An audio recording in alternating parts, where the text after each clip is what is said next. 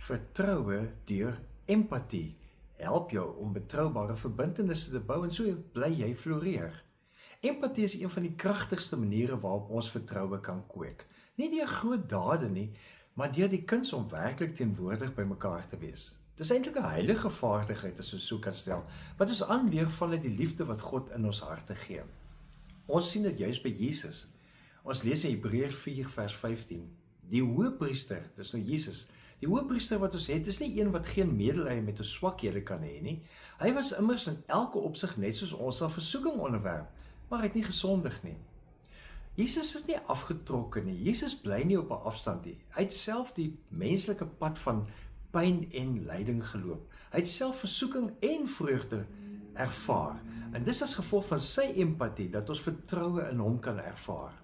Kan jy dink hoe kan die wêreld verbeter as mense meer empatie toon? Verlede week bel ons vriende ons vroegoggend om te kom help want 'n bus het agter in hulle dogter se motor vasgery, so aan die kant. En toe ek deurry my ma en dogter buite staan terwyl die pa nog op pad is, sien ek hoe ongeduldig mense is in die oggendverkeer. Ek hoor by hulle net een persoon het gestop en gevra of hulle okay is. Verder is mense hoogs geïrriteerd, hulle blaas toeters, want die mense druk nog by mekaar in en verby, want die twee bane het mos nou een geword terwyl hulle wag op die polisie en die insleepdiens. Gelukkig het hulle nie seer gekry nie. Was asof elkeen met 'n masker op verbyry om tog net nie betrokke te raak nie.